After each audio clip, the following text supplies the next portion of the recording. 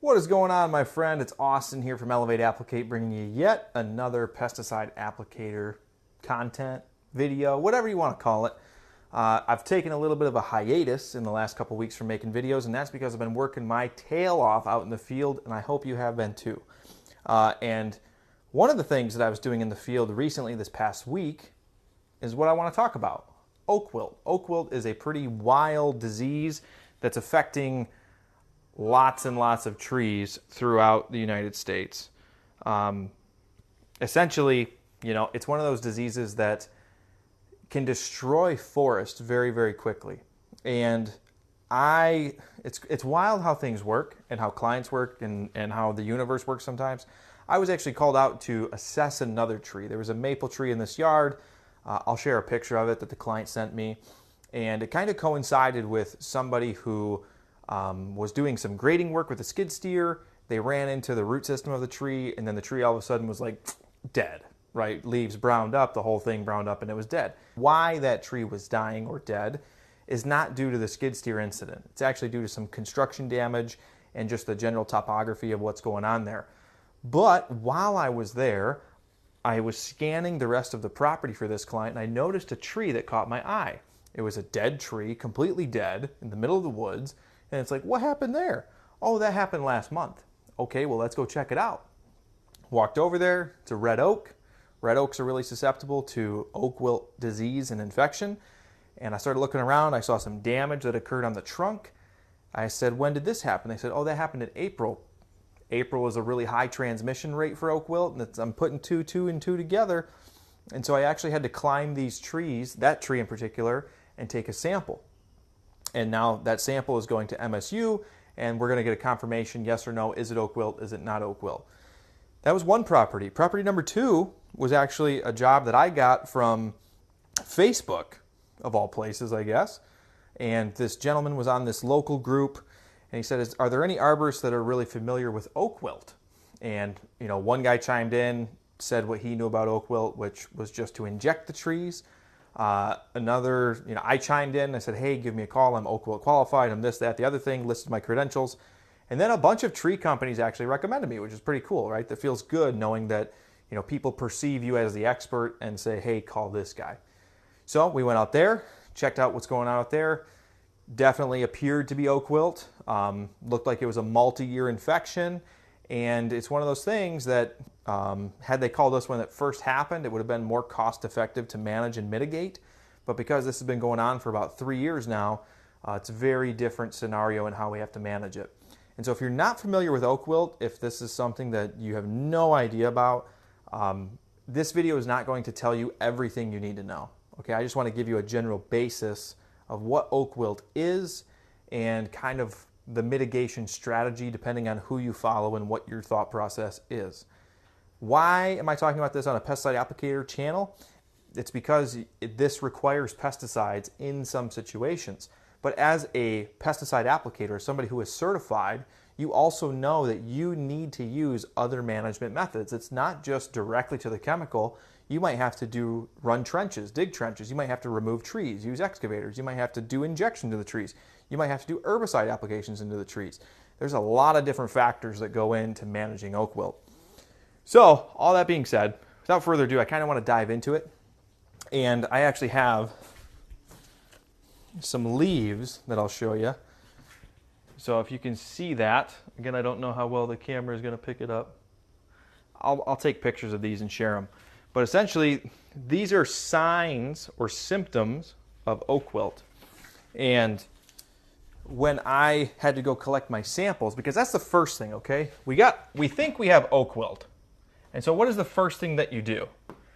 The first thing that you do is you don't overreact, okay, first and foremost. The very first thing, if you think that your client has oak wilt, the very first thing that you want to do is confirm. You need to confirm that it is indeed oak wilt. How do you confirm it? There's two ways that are considered confirmations of oak wilt. The number one way to confirm oak wilt is to send in a laboratory for testing. Here in Michigan, we use MSU's Plant and Diagnostic Laboratory. And so what they require is that we take a sample of a branch, a certain size. They would love if you submit foliage as well. You can do what's called a bowl cut, which is more of a forestry term, but that's where you actually take like a notch from the trunk of the tree. You know, on a residential landscape, if it's not oak wilt, well, you're pretty in trouble because you just cut this tree. So you want to be as minimalist as possible, and you actually want to approach this as if it's not oak wilt.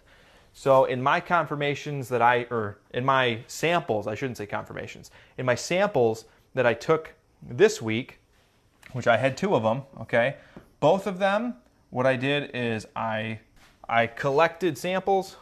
Those were branches and foliage.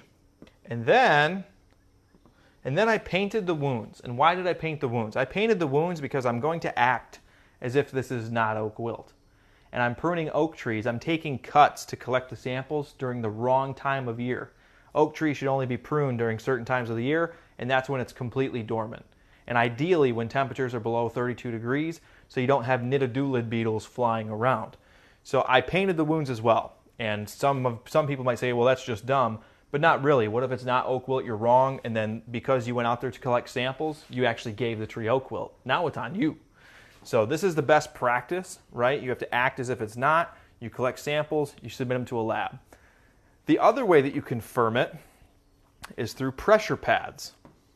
Pressure pads sometimes appear and sometimes they don't. It really depends on the weather, what's going on. What the pressure pad is it's the fungal mat. Okay, so oak wilt is a fungus. It's growing underneath the bark, and the fungal mat puts pressure in between the bark and the actual sapwood of the tree. And that pressure causes the bark to crack open. And when it cracks open, that's how it releases spores. On top of that, because now the bark's cracked, the little nitidulid beetles, which are the vectors, so to say, they will come into that sweet-smelling fungal mat, and they will get the spores on them and then go find another tree that's wounded. Those are 2 ways to confirm it. Pressure pads are not always there, and so collecting samples is another way to do it, and I think the preferred method. If you walk up to a tree and you believe it has oak wilt, probably in the early spring, you can smell a sweet aroma, something that's fermenting. You can see cracks in the bark. Take a hatchet and start hatcheting the tree and see if you can locate some pressure pads. And I'll share some pictures of what those look like. So once we confirm it, okay, great. Now we've confirmed that we have oak wilt. Now what do we do? Well, that's going to depend, okay? So we got our oak tree right here, okay? And this is infected. We'll just use red to determine that it's infected. One oak tree, we got some other, maybe we got pine tree, maybe we got another oak tree right here, okay? This is the only one that's showing signs. It's a first-year infection. The number one way to mitigate this so it doesn't transfer through roots to this tree is actually to yank this thing out of the ground. And I'm not just talking like make a cut, I'm talking you want to capture all of the root plate and physically pull it out with an excavator. That's how it's done, because year 1 infection of oak wilt, the oak wilt fungus is mainly going to be up here in the canopy. It's not necessarily going to be in the roots. But what we do know is after year 1, it will start to move into the roots, and it'll take some time, and eventually it'll find this tree, and it will infect this tree. And at that time, it becomes a lot more expensive to do that. Why is that? Well, if we take this, okay, and then we have some more oaks right here, right? More oaks. Year 1 infection, fastest way is to just yank that thing out. Year 2 infection, okay, so it transferred through root grafts to this oak. Now what happens is there's this little card, and I'll take a picture of it. It's called the Brune model. And this is classified as the gold standard. Some people agree with it, some people don't agree with it. I'll let you make your own judgment. I'm not going to really be biased on this because it is what I was taught as the gold standard. And so the gold standard is you measure this tree, right? This is a X, Y, dBH inch, and then you measure every other tree. And then you measure this tree, and this is, A, B, dBH, and then you have to measure how far away, and there's a certain ratio of where these trees can infect the other trees. So if we think about this, if we follow the Brune model, we might have to actually make a trench that comes all the way out here. You trench all the way around these trees, and then every single one of these trees is slated for removal. All of those trees have to die, which is crazy, but that is also the standard. That's the Brune model. Now there's the tier tree model, which doesn't necessarily follow this, okay? The tier tree model, okay, we have 2 infected trees. And so we might make a trench here around the infected trees. We might make a trench here. We might make a trench here. The tier tree model and how it's designed is you would rather invest more money into trenching to try and preserve trees. And so because oak wilt is so unpredictable in where it goes, what could happen is, okay, so this was the second tree that got infected. Well, maybe it's this tree that gets infected, and now you have this tree that's susceptible. So you could come in here and make an auxiliary trench, and then you save all of these trees right here because it didn't transfer to them.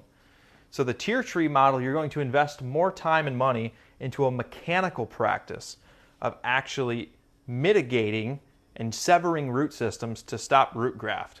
And at that point, when you make these trenches, you remove the infected trees. So you'd get rid of this, and get rid of this, because those would be the fungal mat producers. They would have the spores. They would be available for the beetles. But that's only after you create your trenches. But this model, the tier tree model, is the concept of preserving more trees, which I really like, right? Now, there's also the pesticide applicator point of view. And there is a professor out there, a PhD, his name is Dr. Dave Roberts. Pretty famous guy on Oak Wilt here in Michigan. He used to run the plant pest diagnostic lab in MSU, if I'm not mistaken. And he has a different model that incorporates the tier tree model, but it doesn't come with all the carnage of eliminating all of these trees like the Brune model. So he does this, okay? He does the tier tree, but he does the tier tree model, but then he will also actually poison this tree, and if this tree got infected, he would poison this tree with Roundup. He would actually pour Roundup into the trunk. And what his concept is behind that is that if he poisons this tree, it's going to send the herbicide down into the root system before the roots can reach this tree. The herbicide will move faster than the fungus inside the root system, which is a really creative, really awesome idea. And he's been thinking that this will also work on Dutch elm disease, which is pretty cool. He's shown success with it in oak wilt. And so it's, there's a lot of different management methods. If we follow this orange one, which orange would be Brune, green is going to be tier tree. If we follow the Brune management model, that's what they use in state parks and national forests because they literally don't have the time, right? They'd rather just make one trench, cut and kill everything, and then get out of there. And on top of that, probably some logging companies will come in and kind of offset the price of it. The tier tree model is more or less designed for residential lots or more urban environments. Now the issue that you have here is what if you have a house right here, and these are their trees. Where do you cut the lines? Like, this is where it gets all convoluted and crazy. And so you have to be very, I don't know what the word is, you have to be very conscious and understanding of what this actually is and what you're actually doing. But the preservation of trees is really the goal of oak wilt management, and that's what I had to do. And so I just kind of want to share with you guys what I've been doing in the field. I've been killing poison ivy, we've been killing mosquitoes, but this is a new one that I had to take on. Submitted the samples. We should get their confirmations or find out if they're negative probably by the end of this week or early next week. So I'll make a secondary video on this, and I'll actually take some footage in the field and put them in videos because I think you guys should see that. And I'll explain what I saw and kind of what made me go through this whole process. But once we get our confirmation, now we can figure out our trench lines, and then at that point we take care of the mitigation. Now, you can do injections into the trees, and injections should really be a last resort. Injections, you're going to do injections into the root flares. So on this tree, right, we have a root flare right here. You're going to place the injections in the root flare, so many inches around, so many injections per diameter, breast height of the trunk, etc. But injections should really be a last resort. And what injections are going to do is, say this tree has oak wilt, okay? If the oak wilt fungus is transferring through the roots to this tree, the injections are going to protect the root system and the trunks, and it's going to prevent the oak wilt fungus from actually going up into the tree and triggering its tyloses from starting to seal. Because it's actually not the fungus that's killing the trees, it's actually the response of the tree to the fungus that's killing it. So the tree commits suicide because it reacts incorrectly to this fungus. It's pretty wild when you actually think about it. But from what I understand is that you can protect it from root graft transmission this way, but you have to keep on this. And if the chemical goes underneath a certain level, then all of a sudden the tree's going to die. But what it won't protect it from, oh, I need red. What it won't protect it from is what's called overland transmission. So if this tree gets a branch break in a storm or incorrect pruning at the wrong time, a beetle flies over from the infected tree to this tree on that wound, now this thing is going to get oak wilt, even if you inject it. So oak wilt's this crazy thing. Dutch elm disease is a crazy thing. I've been doing a lot of research into Dutch elm disease recently and kind of seeing the differences in Dutch elm disease to oak wilt. I got a couple clients that were calling in additional experts and professionals on just to make sure that I'm providing them with the best information that I can, right? I know kind of my level of expertise, and then I know when it's not mine, and I don't have a problem calling in somebody else saying, hey, you're an expert, I'm here to do your plan. And that way I can say I did everything that I could, we did everything that we could, and this was the result. So just want to make this brief video, right? Always confirm that you have oak wilt. Right now here in Michigan is the time that trees are really flagging. That'll go on into September depending on when they were infected. So that's what I got for you today. Hope you guys are doing well. Take care. God bless. Go get them. And if you are in Michigan and you want to hear me teach in person, I will be teaching a class for the Michigan Green Industry Association on August 1st. And it's going to be down in Dearborn at the Henry and Clara Ford Fair Lane. And we're going to be talking about some oak trees. We're going to be talking about some elm trees, some black walnut trees, various native plants. And we're going to be talking about management strategies that are not typically used with pesticides or things that we can do before we introduce pesticides. So just want to let you know that. I'll put the link down below if you guys want to go there. I'm sure tickets are still available. So other than that, take care, God bless, go get them, and like and subscribe. Peace.